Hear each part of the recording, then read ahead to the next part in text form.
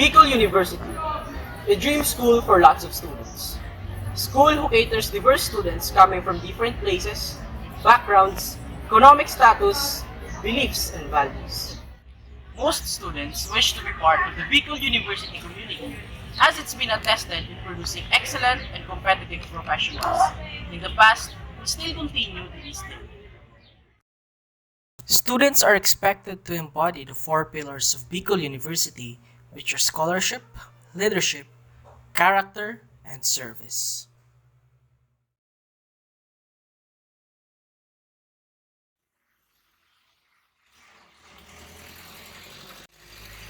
So this is what Bicol University's air feels like. Baho! Oo nga, awit tayo.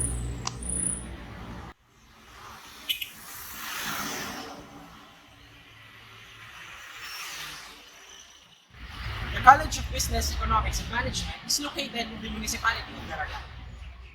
The college offers four main programs, which includes Bachelor's of Science in Economics, Bachelor's of Science in Accountancy, Bachelor's of Science in Entrepreneurship, and Bachelor's of Science in Business Administration. The campus offers various activities and events that aim to provide students meaningful experiences throughout their student's life. Of course, anyone who moves to a brand new place that's far from everything they've known will definitely feel a moment of uncertainty. So will I. But what excites me is meeting diverse groups of Alam mo kung saan ako ng-PBA? Ha? PBA? Napaka madadali na siling sa typical university, hindi? Hi, my name is Dennis Ricardo Cajerano, a second-year student of Bicol University College of Business, Economics, and Management. Currently taking Bachelor's of Science in Accountancy.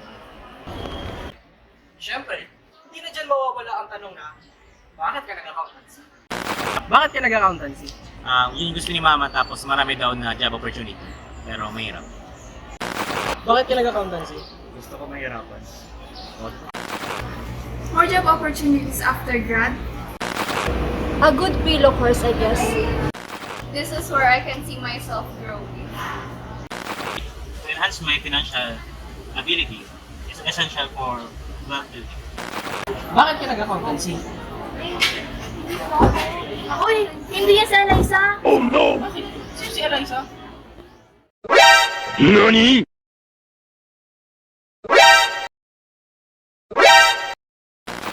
Okay, so ito na yung tama, Eliza. So, Eliza, bakit ka nag-accountancy? So first and foremost, I chose accountancy because it is a challenging yet fulfilling course. Me? Well, if you want money, work with money. And I want to be rich. No, not just rich. Filthy rich. Ricard! Yung utang mo!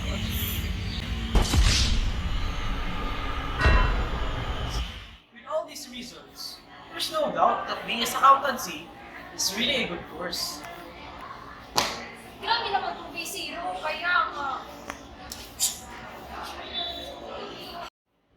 Other people would say that as an accounting student, you only need to learn the four basic operations. Well, that's true, but not entirely true. Ricard, paano naman naging 440,000 to? Multiply mo muna sa 7% yung 5 million, then bawasan mo ng 100,000, then i-add mo yung 7% ng 7 million, then bawasan mo ulit ng 300,000.